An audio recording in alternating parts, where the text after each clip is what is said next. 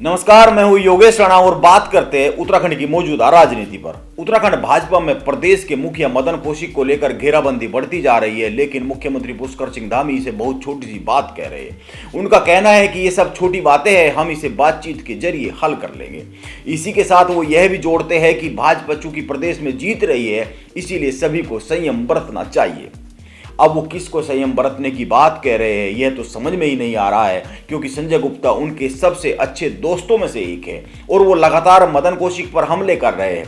यानी अगर पुष्कर सिंह धामी उन्हीं को लेकर संयम बरतने की बात कर रहे हैं, तो वो अनसुना क्यों कर रहे हैं? यह एक बड़ा सवाल है।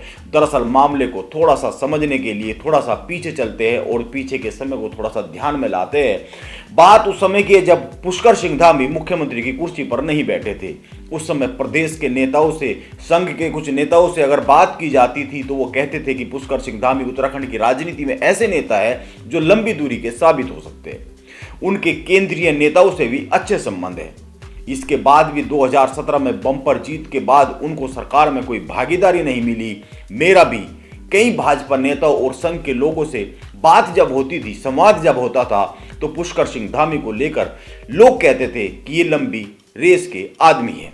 लेकिन त्रिवेंद्र सिंह रावत के मुख्यमंत्री बनने के बाद उत्तराखंड में भाजपा और भाजपा सरकार की तस्वीर तीन दिशा से देखी जाने लगी। एक तस्वीर में कांग्रेस से भाजपा में शामिल हुए कई सारे बागी थे, बागियों के कई चेहरे सरकार में शामिल किए गए। उसके पीछे वजह यह थी कि पूर्व में जब वो बागी आ रहे थे कांग्रेस को तोड़कर उस समय कई सारे समझौते हुए थे और उन समझौतों के कारण सरकार में वो शामिल हो गए। लेकिन त्रिवेंद्र रावत ने उनको बहुत ज्यादा आजाद नहीं होने दिया। दूसरी तस्वीर वो है भाजपा के विधायक और नेता इसमें शामिल होते हैं, एक भाजपा का गुट इसमें शामिल होता है। इसको भी त्रिवेंद्र सिंह रावत ने अपने कार्यकाल में बहुत ज्यादा आजादी नहीं मिलने दी। वरना आप ही सोचिए, हरीश रावत को हराने वाले किच्छा से राजेश शुक्ला और हरिद्वार ग्रामीण से यतीश्वरानंद में से किसी को भी सरकार में शामिल नहीं किया गया। बार बार पुष्कर सिंह धामी को मंत्रिमंडल में जगह देने की बात हुई, खबरें भी छपी, लेकिन त्रिवेंद्र सिंह रावत एक नहीं सुनी। त्रिवेंद्र सिंह रावत ने वो माने नहीं। और उस समय यतीश्वरानंद और मदन कौशिक के बीच उत्तराखंड संस्कृत विश्वविद्यालय मामले में चली जंग आपको याद ही होगी।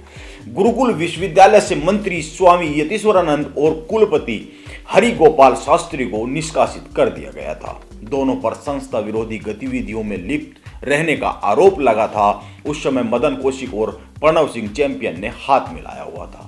अब कड़ियों को जोड़ते हुए एक एक बात को समझने की कोशिश करते हैं। पुष्कर सिंह धामी, स्वामी यतीश्वरानंद, संजय गुप्ता और राजेश शुक्ला बहुत ही अच्छे दोस्त हैं उत्तराखंड की राजनीति में। इनकी दोस्ती किसी से छिपी हुई नहीं है। इसीलिए यह समझ में नहीं आता है कि मुख्यमंत्री पुष्कर सिंह धामी अपने मित्र संजय गुप्ता को मीडिया के सामने बार बार बयानबाजी से क्यों नहीं रोक पा रहे हैं। वो उनको यह क्यों नहीं समझा पा रहे हैं कि जो भी बात करनी है पार्टी फोरम पर की जाए, सार्वजनिक ना की जाए, पार्टी के मंच पर की जाए। इसके साथ ही एक बात पर और ध्यान दिया जा सकता है, वोटिंग के उपरांत उपजे इस विवाद के बाद से मदन कौशिक देहरादून में प्रदेश पार्टी मुख्यालय नहीं पहुंचे। उन्होंने मीडिया को भी कोई बयान नहीं दिया है। हालांकि वो मीडिया से बात कर रहे हैं, मीडिया के लोगों का फोन उठा रहे हैं, लेकिन जैसे ही सवाल किया जाता है वो कुछ भी बात करने से या इस पर कुछ भी कहने से मना कर देते हैं। उन पर गंभीर आरोप है। किसी पार्टी के प्रदेश अध्यक्ष पर चुनाव में हराने से ज्यादा बड़ा आरोप और क्या हो सकता है? चुनाव के वक्त पार्टी से दगाबाजी करने से बड़ा आरोप क्या हो सकता है? वो भाजपा के प्रदेश अध्यक्ष है, उनके पास खुद बड़े अधिकार है जो पार्टी ने उन्हें दिए हैं। पार्टी के संवैधानिक अधिकार उनके पास है, वो उन अधिकारों का भी इस्तेमाल नहीं कर रहे। वैसे भाजपा ने पूरे प्रकरण की जांच बैठा दी है, लेकिन किसी की भी लिखित जवाब देने की जवाबदेही तय नहीं की है। किसी से भी नोटिस जारी नहीं किया है और लिखित में जवाब नहीं मांगा है। इसलिए सवाल पैदा हो रहा है कि यह केवल माहौल बनाने के लिए व्यूह रचना तो नहीं की जा रही है। और संजय गुप्ता जो व्यूह रचना कर रहे हैं उसका डायरेक्टर वो खुद है या कोई और है, यह भी एक सवाल बनता है। और अंत में एक बात को और ध्यान में रख सकते हैं, रखना चाहिए, उस पर भी बात की जानी चाहिए। त्रिवेंद्र सिंह रावत, मदन कौशिक, चैंपियन सहित आज वो हर भाजपा का नेता साइड में बैठा है जो उस वक्त पर ताकत में हुआ करता था जब त्रिवेंद्र सिंह रावत मुख्यमंत्री हुआ करते थे। इसीलिए संजय गुप्ता ना तो भाजपा संगठन से बड़े हैं और ना ही यतीश्वर आनंद और पुष्कर सिंह धामी की बातों को नजरअंदाज कर सकते हैं। उनका कद इतना बड़ा नहीं है कि अगर ये कहे और वो ना माने। इसीलिए यह समझना जरूरी है कि भाजपा में चल क्या रहा है। यह केवल कुछ सीटों पर भीतरघात भर का मामला है या फिर भाजपा की अंदरूनी कलह पूरी तरीके से सतह पर आ गई है। ये एक गुट का दूसरे गुट को पीछे धकेल देना या खुद आगे आ जाने की पूरी जंग शुरू हो गई है, क्योंकि भाजपा इस पूरे प्रकरण में अभी किसी पर कोई एक्शन करने के मूड में नहीं है।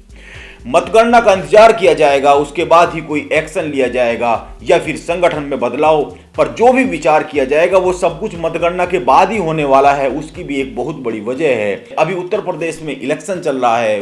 पूरी की पूरी पार्टी और पार्टी का केंद्रीय नेतृत्व उत्तर प्रदेश के चुनाव में बिजी है।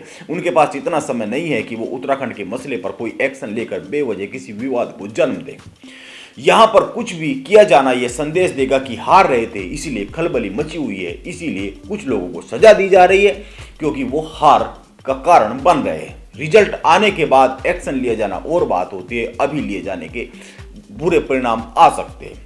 इसीलिए मतगणना का इंतजार करते हैं और मतगणना के बाद के लिए तैयार की जा रही भूमि को बड़े गौर से देखते हैं, क्योंकि मैं मदन कौशिक और संजय गुप्ता प्रकरण को पूरी तरीके से चुनाव परिणाम के बाद के लिए तैयार की जा रही जमीन के तौर पर देख रहा हूं।